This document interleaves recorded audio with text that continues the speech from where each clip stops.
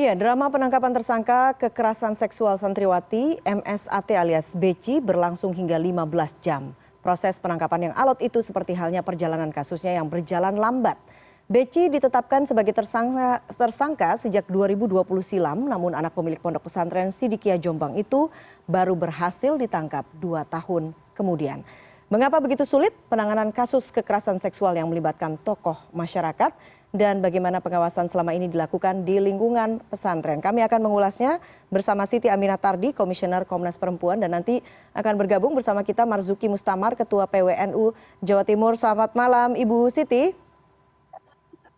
Selamat malam Mbak Eva. Iya, Bu Siti, kalau kemudian kita lihat perjalanan kasusnya begitu panjang, kita lihat bagaimana kemudian penangkapannya juga dilakukan cukup alot begitu.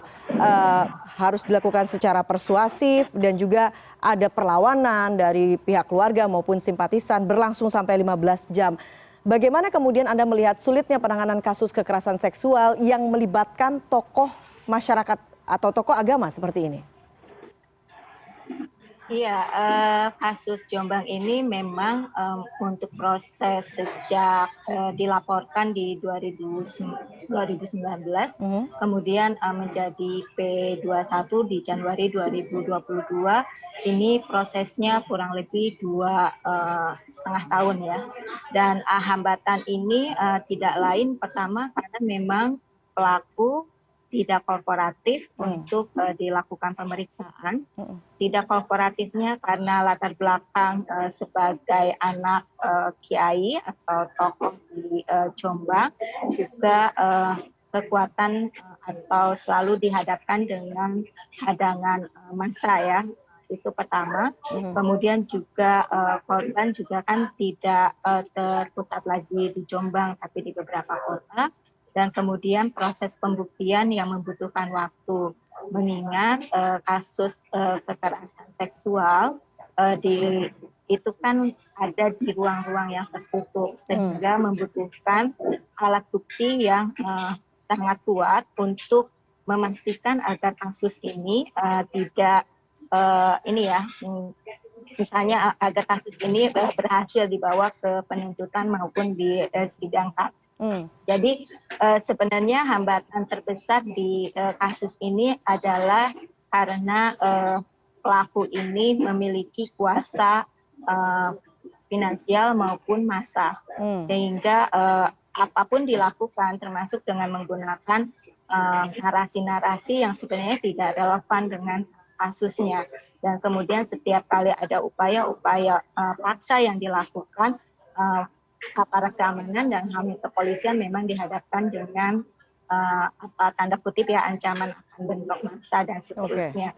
Begitu pula ancaman dan intimidasi terhadap teman-teman yang melakukan pendampingan maupun pihak yang pro terhadap korban itu dihadapkan di awalnya. Karena itu dengan tertangkapnya tersangka, kami menyampaikan apresiasi kepada kepolisian.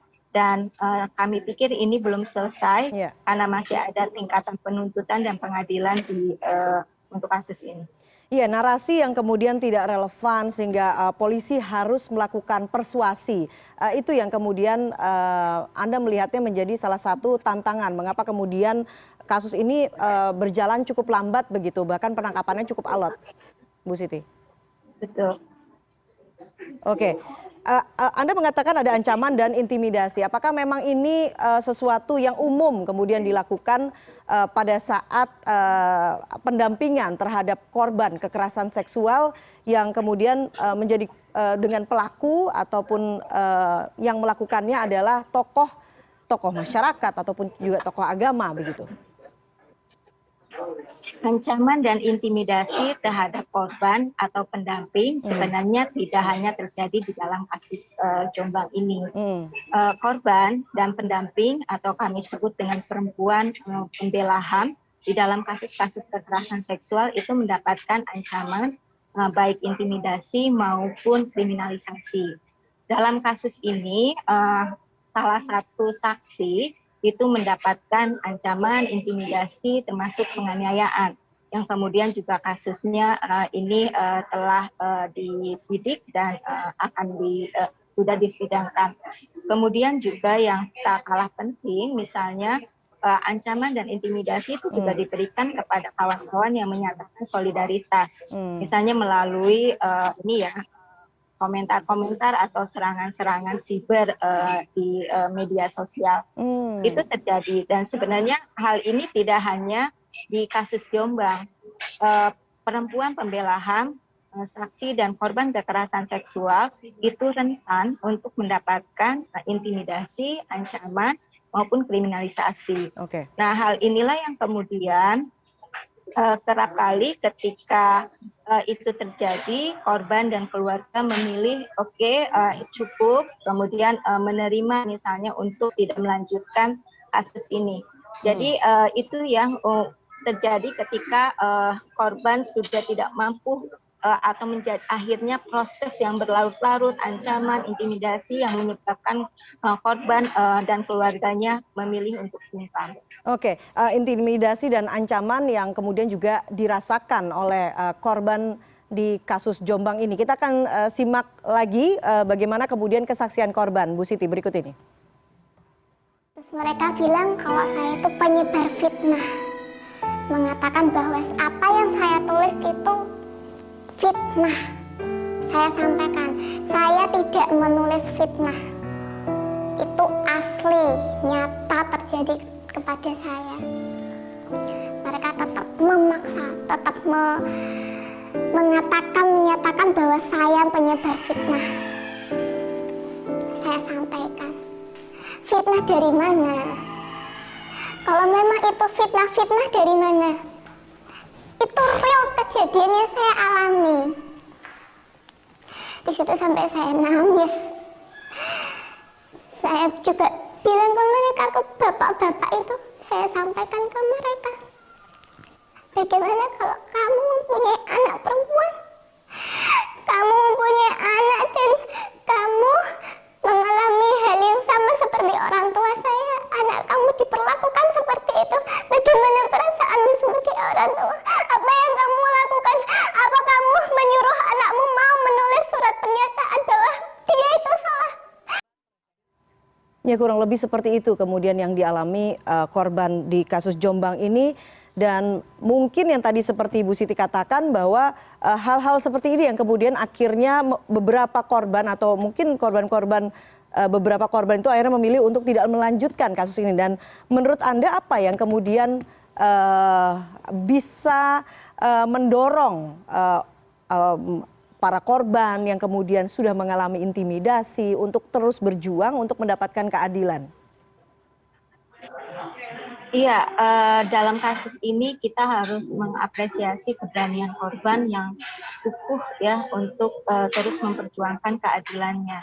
Nah, hal yang sangat kuat di kasus ini adalah sesama korban saling membangun solidaritas, dan kemudian ada dukungan keluarga serta peer group ya, atau kawan-kawan yang memberikan penguatan dan pendampingan. Hal ini sangat penting untuk memberikan rasa aman dan percaya diri kepada korban bahwa ia tidak salah, ia tidak sendiri. Jadi hal ini pula yang kami harapkan terjadi juga di dalam kasus-kasus yang lain.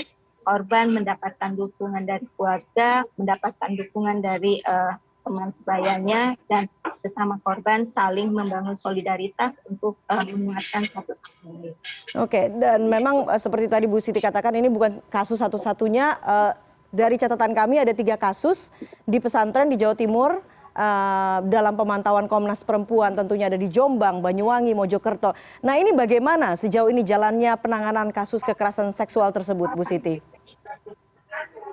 Ya, memang ada perbedaan penanganan ya, ada yang cepat, ada yang mungkin yang sedang berjalan sekarang kan di Banyuwangi dan di Jombang. Nah, sebenarnya yang perlu dilakukan juga adalah pengawasan dari negara terhadap apa yang terjadi di pesantren. Tentunya hal ini menjadi kewajiban mungkin Kementerian Agama untuk juga secara berkala melakukan review ya terhadap mekanisme pencegahan maupun penanganan. Dan dalam kasus Jombang ini kami juga mengapresiasi langkah Kementerian Agama yang mencabut izin dari pesantren. Nah, hal ini tentunya juga harus menjadi standar dalam melakukan pengawasan maupun pemantauan terhadap pola pendidikan atau indikasi kekerasan di lingkungan pesantren. Nah, Mbak Eva, sebenarnya pembelajaran kekerasan seksual di pesantren ini juga menginspirasi hadirnya Undang-Undang Tindak Pidana Kekerasan Seksual. Ya. Karena salah satunya di bagian pencegahan itu disebutkan satuan pendidikan itu menjadi bagian yang secara khusus harus dilakukan pencegahan kekerasan seksual. Nah, termasuk dalam satuan pendidikan itu adalah pesantren, sekolah berasrama, atau metode-metode sekolah di mana anak-anak tidak tinggal bersama orang tuanya. Ini berarti pesantren, boarding school maupun sekolah-sekolah berasrama itu harus memiliki mekanisme pencegahan kekerasan seksual dan melakukan penanganan serta membantu pemulihan korban.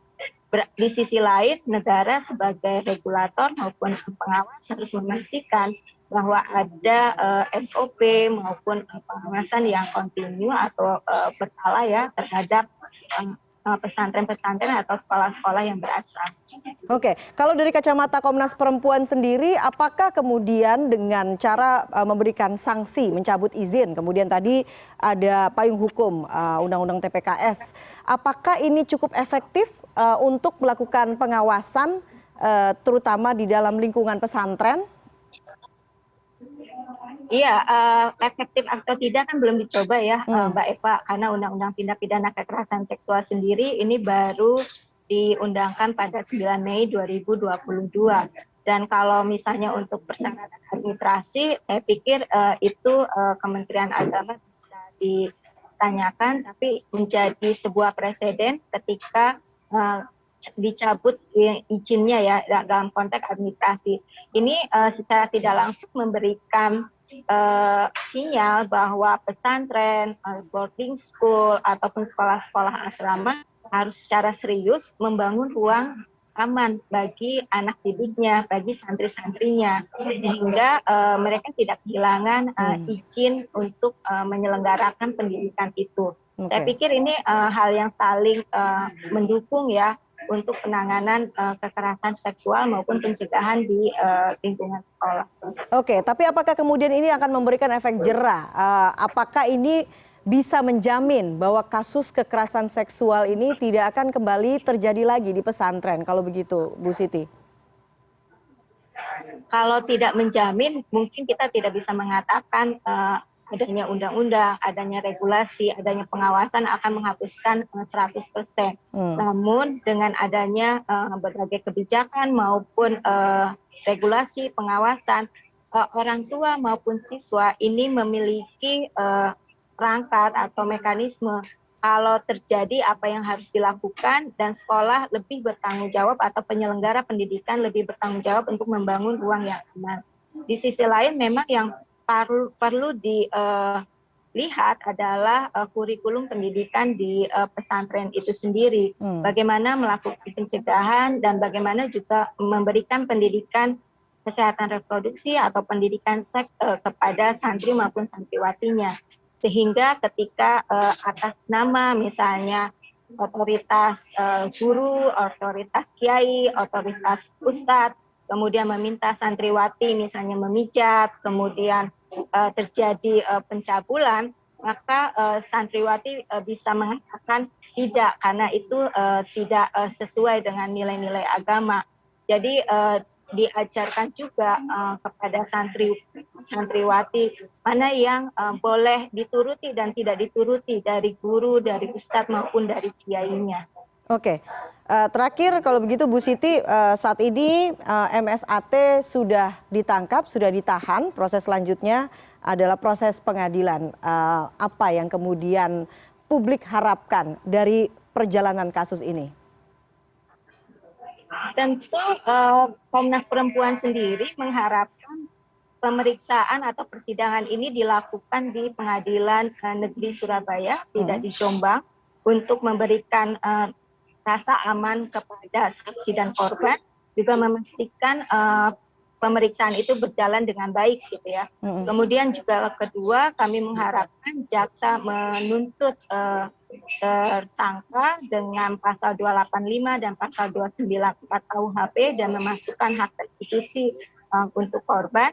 Dan kami mengharapkan Komisi Yudisial juga untuk melakukan secara langsung pemantauan persidangan di kasus ini. Baiklah, kita akan pantau sama-sama bagaimana kemudian kasus ini bergulir. Kita harapkan tentunya ini akan selesai dan korban bisa mendapatkan keadilan. Bu Siti Aminatardi, Komisioner Komnas Perempuan, terima kasih atas waktunya di CNN Indonesia Newscast. Dan kami harus menyampaikan bahwa Pak Marzuki Mustamar, Ketua PWNU Jawa Timur yang seharusnya bergabung dalam diskusi kali ini, ternyata sampai saat ini masih berhalangan untuk ikut dalam diskusi. Terima kasih Bu Siti dan salam sehat selalu. Salam sehat.